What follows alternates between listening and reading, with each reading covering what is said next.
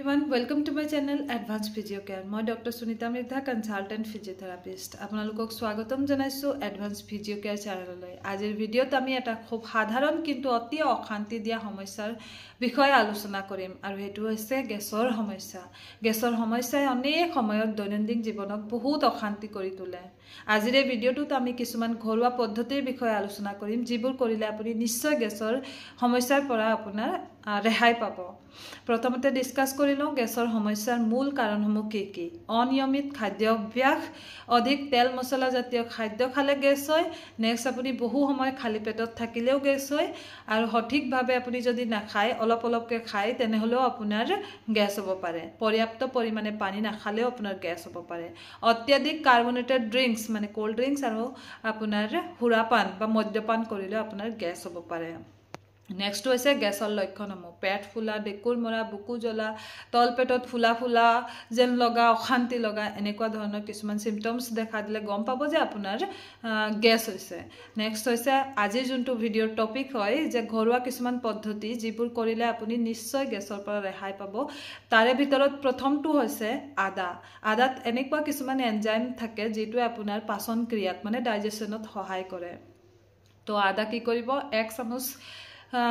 আধা চামুচমান আদাৰ ৰস উলিয়াই তাক কি কৰিব গৰম পানীত দি আপুনি মিহলাই খাব পাৰিব আৰু ই আপোনাৰ গেছৰ সমস্যা নিশ্চয় দূৰ কৰিব। নেক্সট হৈছে আপোনাৰ জিৰা পানী। জিৰা 1 চামুচ জিৰা কি কৰিব আপুনি 1 কাপমান পানীত উতলাই লৈ তাক ঠাণ্ডা কৰি সেকি লৈ আপুনি খাব পাৰে। ইও আপোনাৰ গেছৰ সমস্যা দূৰ কৰিব। নেক্সট হৈছে আপোনাৰ পুদিনা পাত। পুদিনা পাত পিচি লৈ তাক 1 চামুচ ৰস উলিয়াই তাৰ পৰা আপুনি খাব। ইও আপোনাৰ কি কৰিব গেছ কমাব পাৰে। নেক্সট হৈছে আপোনাৰ নেমু ৰস গৰম পানীত 1 গ্লাস গৰম পানীত 2 চামুচমান নেমুৰ ৰস মিলাই আপুনি খালি পেটত পান কৰক। ইও আপোনাৰ ডাইজেশনত সহায় কৰিব।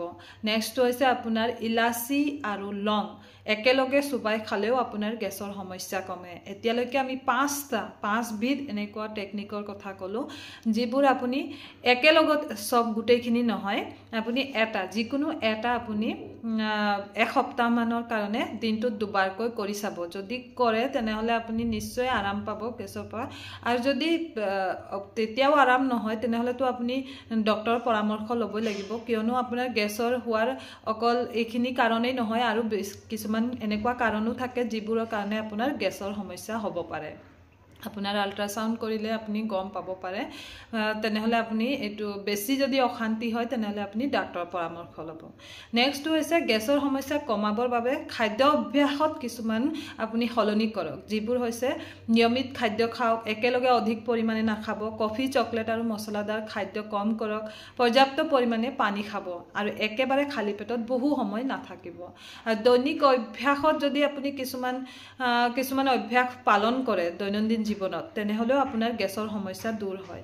প্ৰতি 30 মিনিটমান ব্যায়াম কৰক। খোৱাৰ পিছত 10-15 দিনমান আপুনি কি কৰিব খোজ কাঢ়িব। ডিপ ব্ৰিদিং আৰু প্ৰাণায়াম যেনেকুৱা এক্সাৰসাইজবোৰ আপুনি কৰিব পাৰে। শেষত গেছৰ সমস্যা এটা সাধাৰণ সমস্যা হয় যদিও আপোনাৰ বহুত অশান্তিদায়ক হয় আৰু এই সমস্যাটো দীঘলীয়া যদি হয় আগতেও কৈছো যে চিকিৎসকৰ পৰামৰ্শ ল'ব। আৰু এই ভিডিঅ'টো আপোনালোকৰ বাবে সহায়ক হৈছে বুলি আশা কৰিছো। ভিডিঅ' ভাল লাগিলে লাইক, শ্বেয়াৰ আৰু চেনেলটো সাবস্ক্ৰাইব কৰিবলৈ নাপাহৰিব। আপোনালোকৰ মতামত কমেন্টত জনাব। আজিলৈ আহিছো, ধন্যবাদ।